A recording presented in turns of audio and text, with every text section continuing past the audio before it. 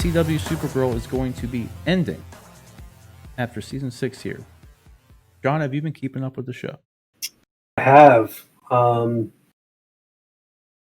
disappointed in the sense that it's a DC show. I mean, I'm old enough to remember when getting any comic book content on TV was a super rare thing and something to be really cherished. So knowing that one of them is ending is a little disappointing. But I also will say that the show is not as good, in my opinion, as it was at the beginning. And so maybe creatively they've run their course and this is time for them to hang up the cape for now. So it was a great show, especially the first few seasons. They were firing on all cylinders and just had a really great show going. And the last few have been fine, but there was a little dip I felt in the storytelling. Yeah, I mean that's kind of where I felt with all the CW shows at some point. I feel like they all start really strong, and then I feel like they all kind of get stale. Same thing happened with Arrow.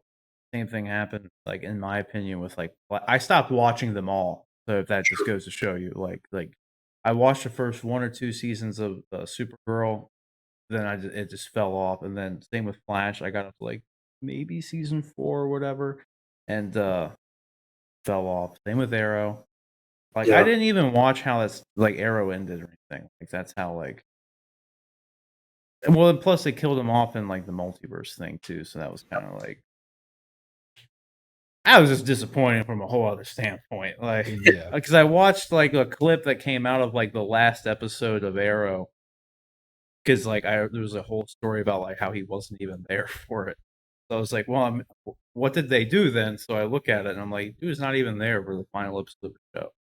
Which is just kind of well, how do you do that? I don't know. I think it's kind of. I mean, that being said, I think the more interesting part, not really the more interesting part, but a interesting part is that they're still doing the Superman and Lois show despite them canceling Supergirl. So I'm wondering if maybe Supergirl is going to pop up in there or what. Well, it's interesting because when this news broke the other day, it's not a cancellation in the sense that the axe came down, that the show wasn't performing. I have a feeling that this has more to do with the actress Melissa Benoist being done playing the character. It's funny because this news came out 2 or 3 days ago, and then just yesterday she posted something on one of the social media platforms. It might have been Instagram, I think, of her brand new baby that was just born. And so the timing is very interesting. I'm wondering if, because she has a brand new, it's her first child, if she told them, look, I need to pull back and not be doing a weekly television show right now.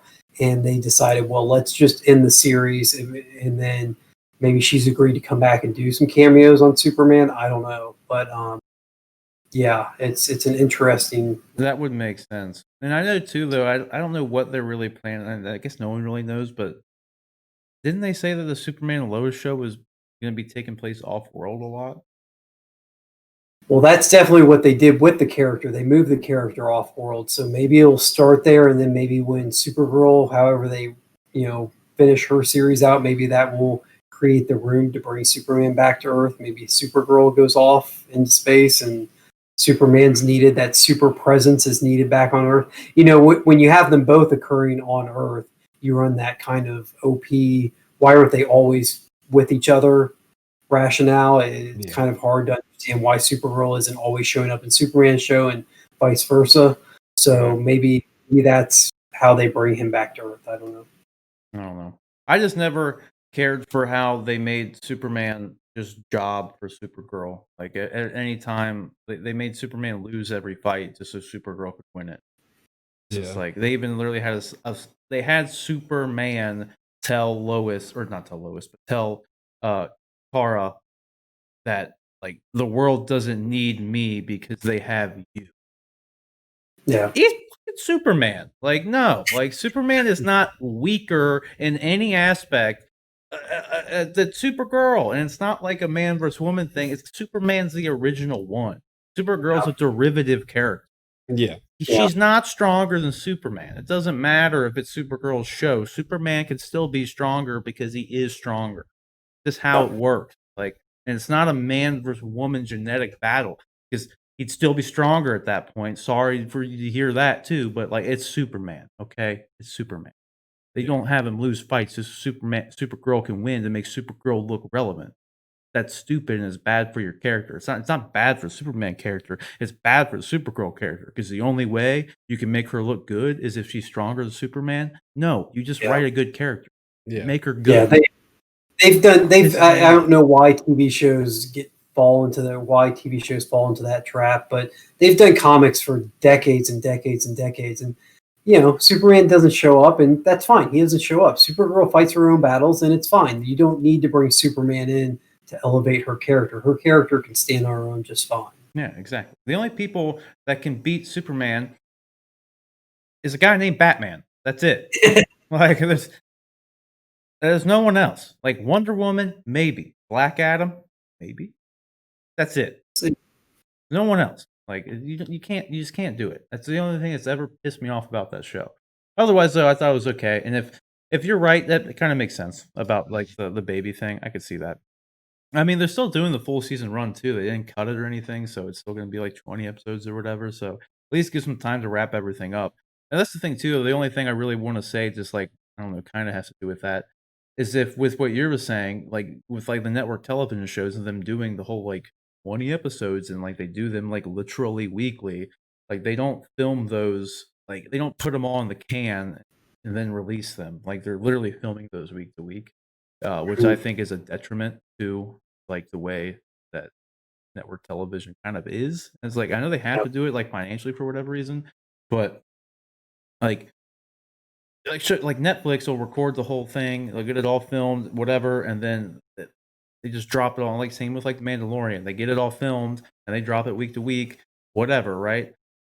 Like it would free up your actors more if you just did it that way for everything. And I know it's like I guess it's more expensive for them to do that, and maybe it's somehow it sounds convoluted, but somehow it's harder for that to happen for like a TV show, even though like for scheduling purposes and financial purposes, even though like I don't really understand how that would work because you go and film a movie or like something it's like depending on how much you're in it, it's like 3 months you could get done with the production of the entire thing. Like you're done. And then like the editors do their thing and then it's out whenever. Post production's done, whatever. But when you're doing a show that runs for like 6, 7, 8 months, filming it week to week to week, I feel like everyone's time is being used up so much more than if they were to just get everyone together for 3 months, get the whole damn thing done, and then ship it out. Not do 20 episodes too. Like do 10, 13 episodes. Like I don't like the 20 episode thing. Like I just feel like there's too much filler stuff, and like I don't know, they change things too much because that's the thing they go off of is the ratings, and like just make a good story and put it out there.